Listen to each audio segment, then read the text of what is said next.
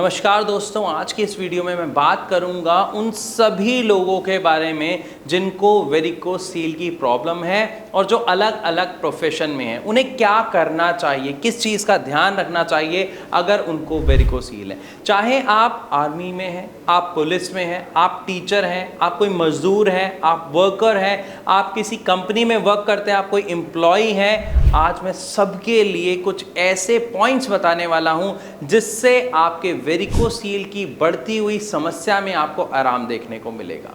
तो सबसे पहले हम जान लेते हैं एक ऐसे प्रोफेशन के बारे में जिसमें ज़्यादा से ज़्यादा खड़ा रहना पड़ता है। फॉर एग्जांपल आर्म्ड फोर्स की अगर हम बात करते हैं, अगर आप आर्मी में हो, कहीं पे आपकी ड्यूटी लगी हुई है, आपको खड़ा होना पड़ता है, आपको तैनात रहना पड़ता है। आप अगर पुलिस में हैं या आप एक टीचर हैं या आप ऐसे प्रोफेशन में हैं जिसमें खड़े रहने का काम ज़्यादा होता है या आपकी ड्यूटी खड़े रहने की है, तो और आपको साथ में वेरिकोसील की समस्या है, तो खड़े रहने की वजह से आपकी समस्या नो डाउट बढ़ेगी ही बढ़ेगी, चाहे आप उसमें सपोर्टर पहने, चाहे आप कुछ भी कर लीजिए। क्योंकि खड़े रहने की वजह से जो खिंचाव पड़ता है आपके टेस्टिकल्स में, उससे जो पेन होता है वो आप महसूस कर पाते हैं। तो यहाँ पर हमें सबसे पहले एक चीज़ ज़रूर करनी है, आपको अपने सीनियर से चाहे बात करनी पड़े, चाहे आपको उन्हें बताना पड़े कि मेरे को ये प्रॉब्लम है, आप बताइए और अपनी जॉब को कोशिश करिए ऐसी जॉब में शिफ्ट कराने की जहां पर आपको थोड़ा सा बैठने को मिले।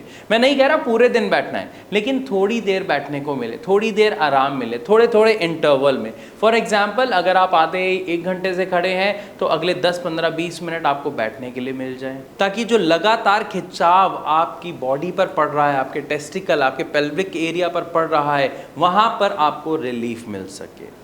फर्स्ट थिंग आपको समझ आई। लेकिन अगर आपको लगता है कि नहीं, हमारे पास ये भी ऑप्शन नहीं है, पॉसिबल नहीं है, हमें तो खड़ा ही होना पड़ेगा और आपको वेरिकोसील की समस्या भी है, तो आपको क्या करना है? आपको 2 चीज़ें ध्यान रखनी है। सबसे पहली चीज़, एक ऐसा ट्रीटमेंट जिसका कोई साइड इफेक्ट नहीं हो। आपको एक ऐसा ट्रीटमेंट देना है। वो क्या है उसके बारे में डिटेल में बाद में बात करेंगे। सबसे पहले बात करते हैं इसके साथ और क्या करना है। आपको सपोर्टर कैरी करना है, यानी आपको अंडरवियर की जगह सपोर्टर पहनना है। सपोर्टर की वजह से क्या होगा, जो आपके टेस्टिकल्स की पोजीशन है वो हैंगिंग नहीं होगी, वो टाइट हो जाएगी, जिसकी वजह से आपको जो समस्या आ रही है, जो खिंचाव आ रहा है, वहाँ पे आपको आराम मिलेगा। लेकिन ध्यान रहे, जब मौसम गर्मियों का होता है तो इचिंग प्रॉब्लम होने की समस्या बढ़ जाती है। तो कोशिश करें कि आप जब खड़े हुए हैं तो उसमें बीच में से थोड़ा सा टाइम निकाल के बैठ जाइए या कहीं पे आराम कर लें, फिर दोबारा खड़े हो जाइए। कोशिश ये ज़रूर करें। इसी के साथ साथ मैंने एक सही ट्रीटमेंट की बात क्यों कही थी, एक ऐसा ट्रीटमेंट जिसमें आपको कोई चीर-फाड़ ना करनी पड़े, जिसका कोई साइड इफ़ेक्ट ना हो, और ऐसी मेडिसिन जो आप कहीं पे भी कभी भी ले सकते हैं, जिसमें आपको खास तौर पर किसी चीज़ से परहेज ना करना हो। और ऐसी मेडिसिन होती हैं होम्योपैथिक मेडिसिन। खास तौर पर मैं यहाँ पर बात कर रहा हूँ भारत होम्योपैथी की, जहाँ पर डॉक्टर्स पेशेंट की हिस्ट्री जानते हैं, उसके अकॉर्डिंग मेडिसिन को कस्टमाइज करते हैं ताकि पेशेंट को जल्द से जल्द सबसे बेहतरीन रिजल्ट देखने को मिल सके।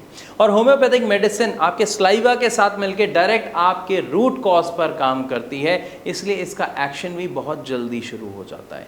इसी के बाद हम बात करते हैं ऐसे लोगों की जो ऑफिस में हैं, जो वर्किंग है, जो एम्प्लॉयज़ हैं, जिनका ज़्यादातर काम चेयर पर बैठ के करने का होता है, कंप्यूटर पे, लैपटॉप पे बट बैठे रहने का। अब जहाँ पर लोगों को ज़्यादा बैठने वाला एक जॉब होता है, वहाँ पर उन्हें ध्यान रखना है कि बहुत टाइम उन्हें बैठे नहीं रहना, क्योंकि उसकी वजह से भी उनके टेस्टिकल्स में खिंचाव पड़ता है। आप देखेंगे अगर आप बहुत टाइम तक बैठे हुए हैं और आप उसके बाद खड़े होते हैं तो आपको पूरी बॉडी में कहीं अकड़न से, खिंचाव सा महसूस होता है, क्योंकि ब्लड फ्लो प्रॉपर नहीं हो पाता है, जिसकी वजह से ऐसा आपको महसूस होता है, क्योंकि ऐसा हो रहा होता है। तो इसके लिए आपको क्या करना है कि आप आधे 1-1.5 घंटा आपने काम किया, उसके बाद आप 5 से 7 मिनट कहीं पर वॉक कर रहे, टहल आए, या ऑफिस में ही खड़े हो गए, थोड़ा सा काम आप मतलब हिल डुल के कर लें, या आप छोटा सा एक ब्रेक ले लें। क्योंकि जब आप बैठेंगे काफ़ी समय तक, फिर बीच में खड़े होंगे, थोड़ा सा रिलैक्स कर लेंगे, थोड़ा सा हिल डुल लेंगे, तो आपका जो ब्लड फ्लो है वो प्रॉपर हो पाएगा। इसी के साथ साथ अब हम बात कर लेते हैं ऐसे लोगों की जो मजदूर हैं या जिनका बहुत भारी सामान उठाने का काम है या जिनका बहुत वज़न उठाने का काम है, तो ऐसे लोगों को अगर वेरिकोसील है तो वेरिकोसील में साफ मना कर दिया जाता है कि आपको किसी भी चीज़ पर ज़्यादा जोर नहीं लगाना है, आपको ज़्यादा भारी सामान नहीं उठाना है। तो यहाँ पर एक पेशेंट पूछता है कि सर फिर हम क्या करें, अगर हम ये नहीं करेंगे तो इसके अलावा हमारा कोई काम नहीं है। तो यहाँ पर मैं आपको एक सोल्यूशन देता हूँ कि आपको सपोर्टर कैरी करना है, ये तो पहली चीज़ कॉमन है। लेकिन इसी के साथ साथ मान लेते हैं आप एक बार में 10 किलो का वजन उठा रहे हैं, तो आप कोशिश करें कि उस 10 किलो की जगह आप 4 किलो उठाएं या 5 किलो करके 2 बार उठाएं। इवन कोशिश करें कि आप 3-3 किलो करके आप 3 बार में उठाएं, यानी उस भारी वेट को कम कर दीजिए। उस कम करने की वजह से क्या होगा, जो प्रेशर आपकी बॉडी पर पड़ रहा है, जिसकी वजह से आपके टेस्टिकल्स पर प्रेशर आ रहा है, वो प्रेशर बहुत कम हो जाएगा। और प्रेशर कम होने की वजह से आपकी समस्या बढ़ने के जो चांसेस थे वो चांसेस काफ़ी कम हो जाएंगे। तो मैं आशा करता हूँ इस पूरी वीडियो के माध्यम से आप सबको समझ आया होगा कि अगर आप किसी भी प्रोफेशन में हैं और आपको वेरिकोसील है तो आप उससे किस तरीके से निजात पा सकते हैं। लेकिन एक बात का ध्यान रहे कि यहाँ पर मैंने आपको सिर्फ तरीके बताए हैं।